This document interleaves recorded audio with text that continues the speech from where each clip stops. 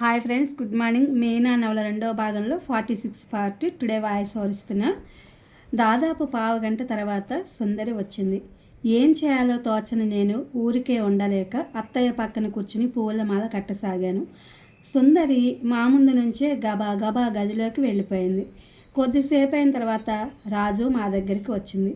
అమ్మ, వదిన ఏడుస్తోంది, ఊరు వెళ్ళిపోతానని బట్టలు సర్దుకుంటోందేమిటి అంది. అదేమిటి, ఎందుకు, ఏమైంది? అత్తయ్య కంగారుగా అడిగింది. ఏమో, నేనెంత అడిగినా చెప్పడం లేదు. నువ్వురా. అత్తయ్య లేచి గదిలోకి వెళ్ళిపోయింది.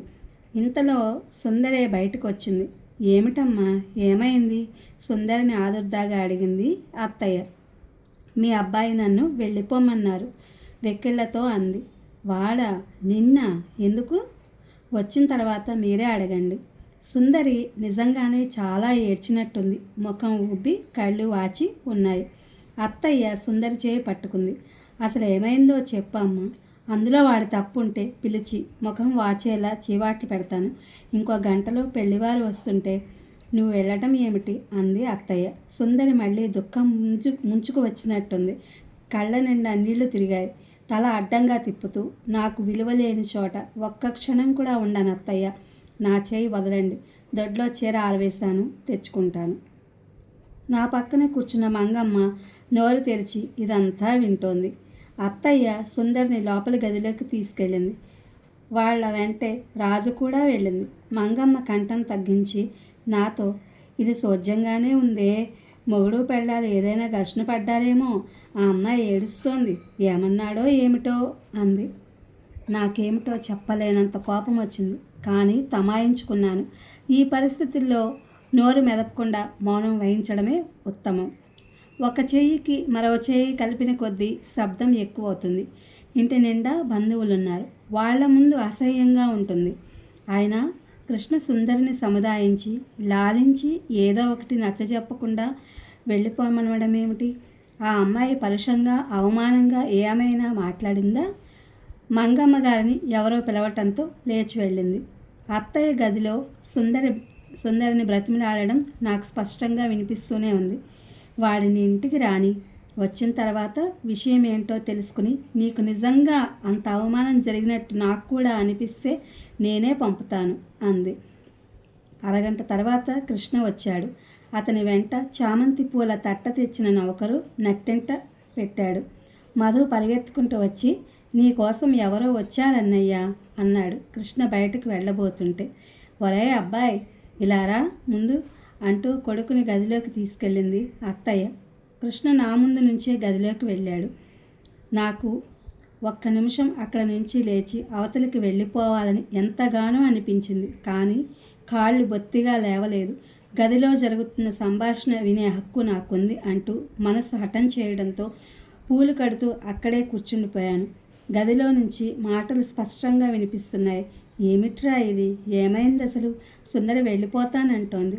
వెళ్ళిపోతే వెళ్ళని అమ్మా, వెళ్ళదలుచుకున్న వాళ్ళు పట్టుకున్న ఆగరు. అసలు ఏమైంది? ఎందుకు నువ్వు వెళ్ళిపోమన్నావట?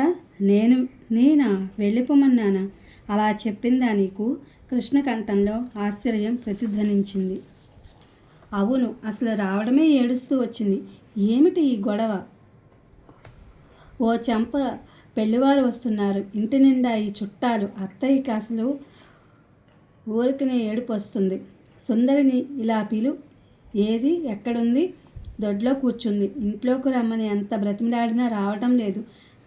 బండిని పిలవకపోతే నడిచి వెళ్ళిపోతుందట. ఇంతకంటే అప్రతిష్ట ఇంకేమైనా ఉందట్రా? రాజు, ఆ అమ్మాయిని ఇక్కడికి పిలుచుకురా.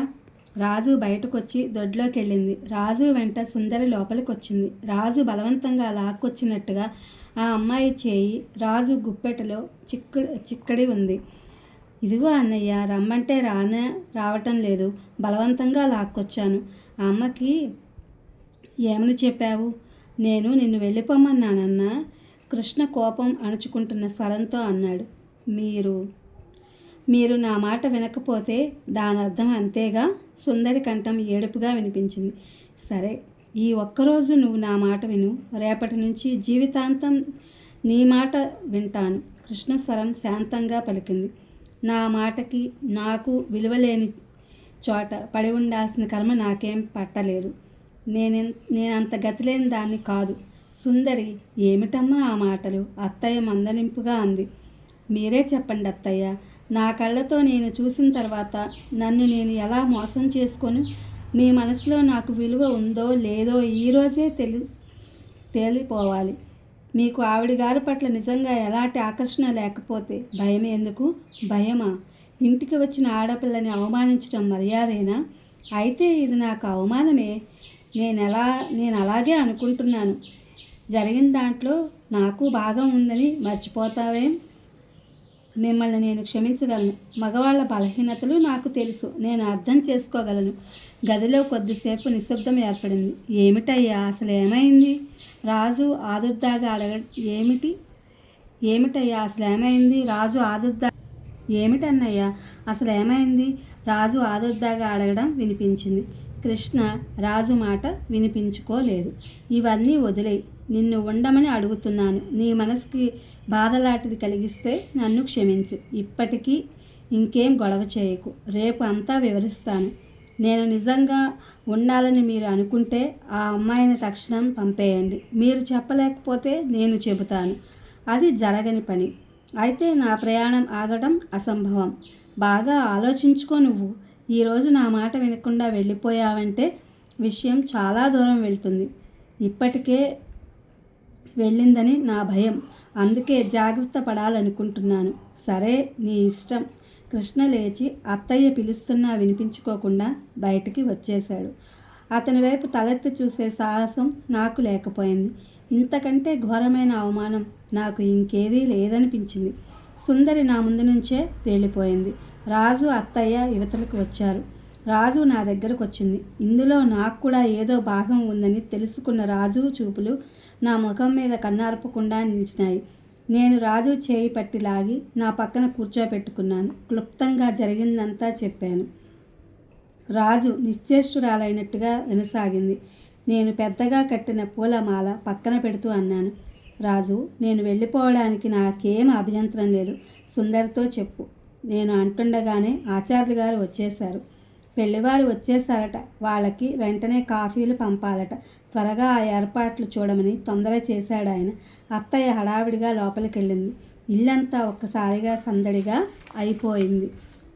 రాజు ఇల్లంతా వెతికింది. సుందరి లేదు, వెళ్ళిపోయింది. ఆ అమ్మాయి హఠానికి పట్టుదలకి నేను ఆశ్చర్యపోయాను. తన మాట సాగనందుకు అంత కోపమా? ఆడదానికి ఎప్పుడూ అంత తెగింపు మంచిది కాదేమో. వచ్చిన బంధువుల్లో అప్పుడే ఇది ఎలా పాకిందో ఏమో. గుసగుసలు మొదలైనాయి. నాకు ముళ్ళ మీద ఉన్నట్టు అనిపించింది. చకచకా జరగాల్సిన పనులు జరుగుతూనే ఉన్నాయి. అత్తయ్య రాజు ముఖాలు ఆందోళనగానే ఉన్నాయి. సుందరి వెళ్ళిపోయిందని తెలియగానే అత్తయ్య వీరాయన్ని వెంట వెళ్ళమని పంపింది. పెళ్లివారు భోజనానికి చేసి వెళ్ళారు. ఇంట్లో ఉన్న బంధువులు కూడా తిని లేచారు. ఇది ఫ్రెండ్స్ 46 పార్ట్. మీనా 2వ భాగం వాయిస్ ఓవర్ ఇచ్చాను. ఇది మీకు నచ్చుతుందని చెప్పి అనుకుంటున్నాను.